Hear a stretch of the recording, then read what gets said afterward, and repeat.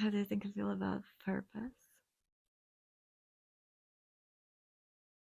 How do you think about success? How do you think and feel about money? How do you think and feel about joy? How do you think and feel about life in general?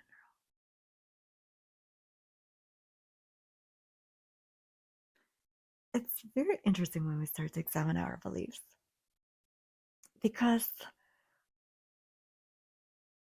it's amazing sometimes how something very simple can dictate our whole life and turn into self-fulfilling prophecy.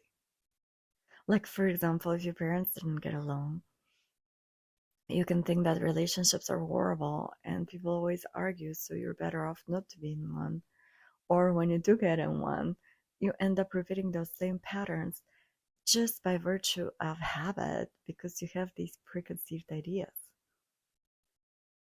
Uh, and a lot of times we attract partners that are just like our mother or our father. So that's what young means, that until you make the unconscious conscious, you'll be directed by it and you're going to call it fate. Or money is a huge one that's laden with a lot of things. Uh, that's something I've for the longest time didn't want to think about. And I just assumed that I'm always going to have whatever money I need and I don't need a lot and it's going to be fine. So it's been like this.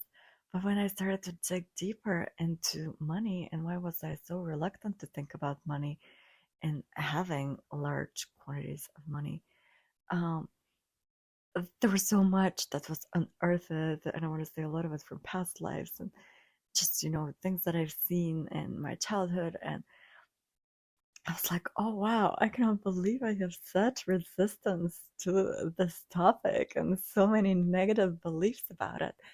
Whereas everything is just energy, nothing is good or bad, only thinking makes it so.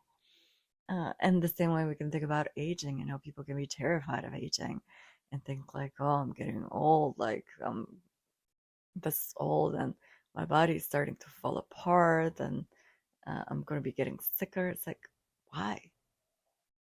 Why do you want to think and feel such things that are not supporting you in any way? I always think that when I'm getting older, I'm actually getting wiser, and I celebrate my birthdays. Like inwardly, I'm like, oh, this is great. One more year, I'm experiencing so much, and I'm getting wiser and wiser. And uh, I believe, when you take good care of your body is meant to serve you for a long time. So if you feed it well and you exercise, and most importantly, you think positive about it and positive about aging, you can actually keep getting fitter and fitter and flexible, more flexible. Uh, because you develop a love for movement and you celebrate the body. And when the body is getting these positive messages from you, it is responding to them. So it's good to examine every belief and to see what beliefs we have on each topic that are positive and are serving us well, and what beliefs we have that are negative and are not serving us well.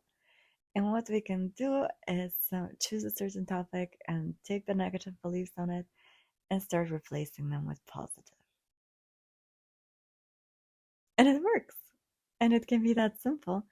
And of course, it's going to take a little bit to reinforce the new positive beliefs that we have created. So that's why it's good to take it one topic at a time and do some repetitions and imagine, like, oh, wait, I never thought about this like that. But what would a wonderful relationship look like? Where have I seen examples of good relationships? Can I get more of those? And it could be as simple as to ask your subconscious mind um, to show you more of what you're seeking and to show you more of that new belief that you're practicing that is in a positive direction. And you'll be surprised to see how all of a sudden examples like that appear because what we focus on grows. So, yeah, if you want to do it, I'm gonna list all of these major topics in the description. And this is how you can create your own matrix. And then you don't have to worry about being alone in it because we're never alone. Um, and what will happen is as you're aligning with those new, more positive beliefs on certain topics, all of a sudden examples of that will flood into your experience. And initially, it could be through songs or YouTube videos or ads or books or movies, and not necessarily people in your immediate environment. But eventually, that will happen as well because like attracts like. And when you change your vibration, things that are not aligned with it anymore will fall away. And people, places, and things that are in alignment with the new vibration will enter as soon as we let go of the old. And we become certain that, yes, indeed, I do want to change my beliefs and I'm ready to welcome the new. So it's really interesting when we approach life from this point of view and see it as this artistic creative experience where we use the outside reality as a reflection of what we carry inside of us. And when we want to change the outside, instead of trying to control it, we know that the key is inside of ourselves.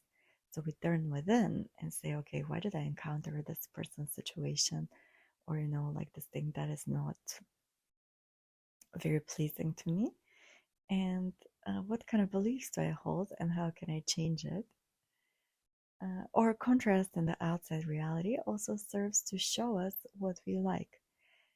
Let's say if you eat something that you absolutely hate, it can point you to something that you absolutely love. Um, so when we understand that this is what negative feelings and emotions are for, to be like, no, no, I don't like that. I gotta move away from it. Then we can very quickly use that charge and fuel that they have to jump into what we actually want instead of continuing to focus on what we don't want and keep reinforcing it. So it's really a lot of fun and it's simple, but I'm not saying that it's easy. It gets easier the more you practice and the more conscious and aware you become. And the consciousness and awareness really comes through self examination and using the outside world as a mirror to show us what is inside of ourselves. Happy Self Reflection Sunday.